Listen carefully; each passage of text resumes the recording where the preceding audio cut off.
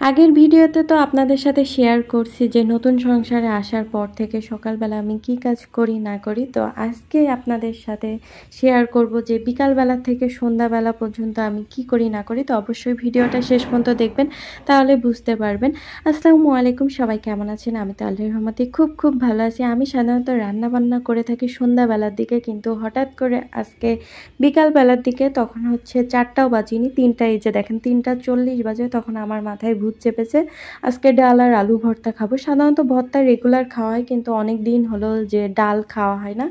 তো যেই ভাবা সেই কাজ, এই জন্য হচ্ছে আমি রান্নাবান্না করতে নেমে গিয়েছি। এখানে হচ্ছে আমি ডাল ধুয়ে নিয়েছি, অল্প একটু রান্না করব, যেহেতু আমরা 2জন মানুষ। আর আমি এখানে আসার পর থেকে, মানে নতুন সংসার শুরু করার পর থেকে আমি চেষ্টা করি অল্প করে রান্না বান্না করতে, যাতে যখনই রান্না করব তখনই যাতে খেয়ে ওঠা যায়। না হলে এই যে গরম করা বা ফ্রিজ তো নেই, তো একটু ঝামেলা হয়ে যায়। এই জন্য অল্প করে আর কি রান্না বান্নার চেষ্টা করি। তো এইদিকে আমি ডালটা সুন্দরভাবে ধুয়ে তারপর হচ্ছে পেঁয়াজ রসুন কুচি করে কেটে সুন্দর করে ধুয়ে দিয়েছি, ঝালও দিয়েছি কয়েকটা। এখন আমি হলুদ লবণ জিরা গুঁড়া তারপর হচ্ছে গরম মশলা গুঁড়া সব কিছু দিয়ে দিব। আচ্ছা, অনেকেই ভাবতে পারেন যে এখানে আমি এসব দিচ্ছি কারণ ডাল তো সাধারণভাবেও রান্না করা যায়। আসলে আমাদের সাতক্ষীরাতে এরকম গোশের মশলা দিয়েই ডালটা রান্না করে থাকে, আর এটা খেতে কিন্তু খুবই মজার হয়। আপনারা চাইলে একটু ট্রাই করতে পারেন, এখানে আলুও দিতে পারেন।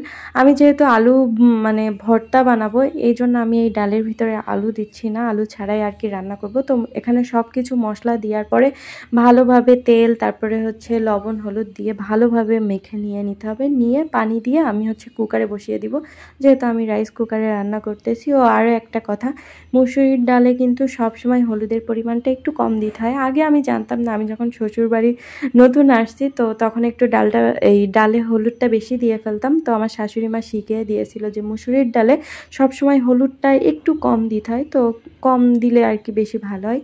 তো এখানে হচ্ছে আস্তে আস্তে ডালটা সিদ্ধ হচ্ছে, এই যে দেখেন খুব ভালোভাবে সিদ্ধ হয়ে যাচ্ছে। এখন আর একটু ভালোভাবে সিদ্ধ করে নিব। সিদ্ধ করে নেওয়ার পরে তারপরে যে আমি যতটুকু আর কি ডাল রাখবো ততটুকু পানি দিয়ে তারপরে ভালোভাবে আর কি নামিয়ে নিলেই রেডি হয়ে যাবে মুসুরির ডাল। আর আজকে ডাল রান্না করার সময় কেন তা জানি না, আমার মনে হচ্ছিল যদি একটু টমেটো তারপরে ধনেপাতা দিলে মনে হয় বেশি স্বাদটা ভালো আসতো। এমনিতেই অনেক মজা হয়েছে, তারপরেও খুব মনে হচ্ছিল। আমি কিন্তু সাধারণত ধনেপাতা পছন্দ করি না, মানে তরকারিতে। এমনি হচ্ছে যে ওই যে চপ টপ আর কি ভালো লাগে, কিন্তু তরকারিতে দিলে আমার স্মেলটা পছন্দ হয় না। কিন্তু আজকে হঠাৎ করে মনে হচ্ছিল যে একটু যদি বাসায় ধনেপাতা একটু টমেটো থাকতো দিলে খুবই ভালো লাগতো।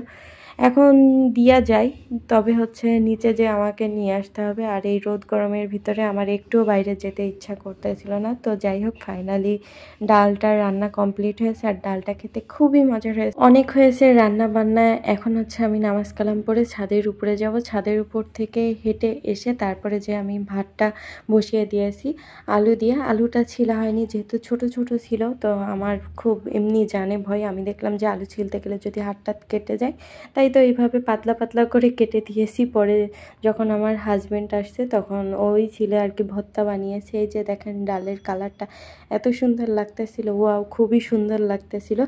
এইদিকে এই পানি ব্যবহার করার জন্য আমার নখের অবস্থা তো খুবই খারাপ, মানে 12টা বেজে গিয়েছে। তারপরে এই প্লেটের অবস্থাও দেখেন, মানে প্লেটেও হচ্ছে সব দাগ হয়ে গিয়েছে। তো আমি আমার হাজব্যান্ডকে বলতেছিলাম, তারপরে ও ওর নখ দেখাচ্ছিল, বলতেছিল যে হ্যাঁ আমার নখেও সেম অবস্থা। আমি তো ভয়তে বলতেছিলাম না, আসলে ও পানির ব্যাপারটা বুঝতে পারিনি। আর যেহেতু আমার অ্যালার্জির সমস্যা, এই জন্য কোনো কিছু হলে ও সবসময় বলে যে তোমার মনের ভুল, তোমার মনের দোষ, এরকম আর কি, এরকমভাবে হচ্ছে এড়িয়ে যায়।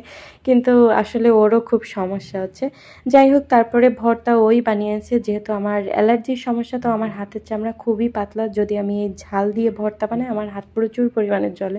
এজন্য সবসময় আমি ভর্তাটা ওকে দিয়েই বানিয়ে থাকি, আর ও খুব সুন্দর ভর্তা বানাতে পারে। এদিকে তো আমার হাজব্যান্ড ডালের কালার দেখে পুরো অবাক হয়ে গিয়েছে, মানে এত সুন্দর ডালের কালার আসছে। ক্যামেরায় কেমন দেখা যাচ্ছে জানি না, বাস্তবে খুবই সুন্দর লাগতেছিল। আমার হাজব্যান্ড তো ডালের কালার দেখেই বলে দিয়েছে যে না, এই ডালটা খেতে খুবই মজার হবে মিনা। আমি বলছি আগে খাও তারপরে তো বলো। বলছে যে না, দেখেই বোঝা যাচ্ছে, তরকারির চেহারা দেখলেই নাকি বোঝা যায় যে খেতে কেমন হবে।